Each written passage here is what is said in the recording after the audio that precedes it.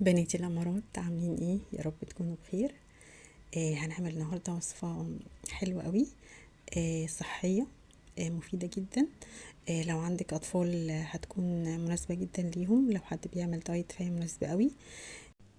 هنعمل مع بعض برجر الفراخ المدخن، وهو بالشوفان، فهتكون حاجة مفيدة جدا للأطفال ولأي حد بيعمل دايت. عندي هنا اي كمية من الفراخ يا بنات، ربع كيلو، نص كيلو، براحتك الموجود عندك اعمليه. انا متبلاها من بالليل. بحب دايما اشتغل في الفراخ او البانيه او وصفات الفراخ عموما، بحب ابقى متبلاها قبلها بيوم، او يعني على الاقل تقعد في التتبيله ساعتين عشان اضمن سواها. انا كنت متبلاها بزبادي وبهارات فراخ وتوم باودر، بصل باودر، بابريكا، وفصين توم، وشايلها في التلاجة وطلعتها. قطعتها قطع صغيرة عشان تسهل عليا فرمها في الكبة. ومعايا بصلتين صغيرين او وسط زي ما انتوا شايفين. هضيف معاها كمان 3 فصوص من الثوم، معلقة صغيرة من الملح، معلقة صغيرة من الفلفل الاسود، ومعلقة صغيرة من الثوم باودر وبصل باودر، ومعلقة من بهارات الفراخ لو موجودة عندك، ومعلقة من الزعتر. وبس هي دي الاضافات اللي انا هضيفها. وبما ان الفراخ انا كنت متبلاها من قبلها بيوم، فاكيد هيبقى فيها نسبة من المية، فكنا بنضيف معلقتين من الدقيق علشان يمتص السوائل دي، ويخلي الفراخ تمسك معايا بحيث ان انا اقدر اشكلها. فانا استبدلت الدقيق يا بنات بالدقيق الشوفان. او لو عندك شوفان ممكن تطحنيه في المطحنة يعني لحد ما قوامه يبقى زي الدقيق. وهضيفه شوية شوية على الفراخ بعد طبعا ما افرمها في الكبة بتاعتي. انا طبعا جبت الكبة وهفرم الاول البصل والثوم بتاعي لحد ما ياخد منه قوام، ما يبانش قوي في الفراخ بتاعتي. هفرمهم كويس قوي، فرمناه. تمام كده زي ما انتوا شايفين. الموضوع سهل جدا وهيطلع معاكم بجد بجد نتيجة حلوة قوي، والنتيجة تستاهل هتدمنوه. تمام كده. انا دلوقتي فرمت البصل وفرمت الفراخ بتاعتي. هضيف بقى عليها البهارات بتاعتي: الفلفل الاسود، توم باودر، بصل باودر، زعتر، بهارات فراخ. هفرمهم كويس قوي مع بعض. هضيف بس معلقة صغيرة او معلقتين من دي الشوفان.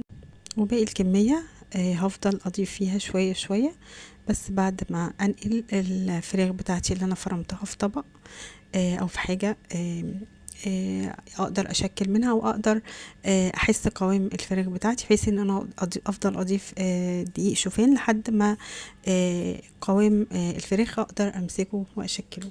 تمام. انا كده نقلت الفراخ اللي انا فرمتها بتاعتي في طبق، وزودت دقيق شوفان زي ما انتوا شايفين، كأني يعني بعمل عجينة، بس يعني احس قوام ان انا اقدر اشكلها ما تبقاش ملزقة قوي عشان اقدر اتعامل معاها، ولان هي لسه هشويها على الجريل، فلازم اقدر اتحكم فيها، ما تبقاش يعني الفراخ ما تبقاش قوامها ملزق قوي، بحيث ان انا اقدر اتعامل معاها. تمام. انا كده فضلت اضيف شوية شوية من دقيق الشوفان لحد ما وصلت للقوام اللي انتوا شايفينه. وهحطها في التلاجة شوية كمان علشان اقدر اشكلها. يعني ممكن تحطيها في الفريزر 10 دقايق او حاجة، لحد طبعا ما تبدأي تشكليها. هجيب طبق بقى وفيه معلقة من الزيت جنبي، بعد ما سبتها ترتاح 10 دقايق في التلاجة او في الفريزر.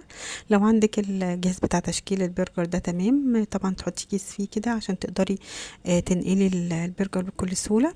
وبتاخدي كمية بقى على حسب ما انتي عايزة الحجم يكون قد ايه.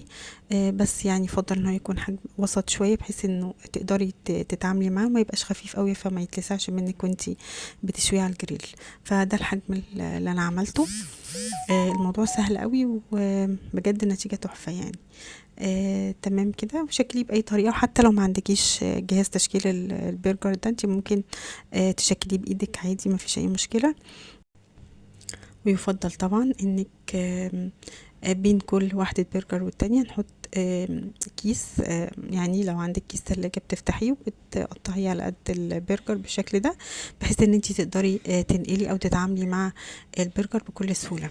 حتى لو متفرز هتقدري تطلعي البرجر براحتك. لكن لو طبعا فرستيه كده فهيبقى صعب التعامل معاه. فلازم تحطي عازل بين كل واحدة برجر والتانية. انا بكل سهولة جبت الجريل بتاعي وسخنته وحطيت فيه معلقة من الزيت او مسحته بالفرشة كده بالزيت، وطبعا بتنقلي البرجر بمنتهى السهولة زي ما انت شايفة. وعلى كل يعني ناحية بتاخد تقريبا 10 دقايق او حاجة. وبعدين ممكن تولعي بقى زي ما انت شايفة كده.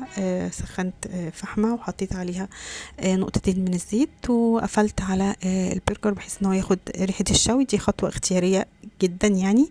انت ممكن تسوي البرجر زي ما انت شايفاه، وممكن تسويه في الميكرويف، ممكن تسويه في الفرن عادي. ممكن تحطي تحتيه شرايح بصل، بطاطس، ممكن تسويه بأي طريقة. المهم ان هو طعمه تحفة، وشوفان مدي اضافة بجد حلوة قوي. هتعجبكم ومفيد جدا للاطفال ولاي حد عامل دايت. واتمنى يا رب ان تكونوا استفدتوا من الفيديو، ولو استفدتوا من الفيديو حطوا لايك واشتركوا في القناة، وان شاء الله تعملوا احسن من كده كمان. واشوفكم في فيديو جديد ان شاء الله.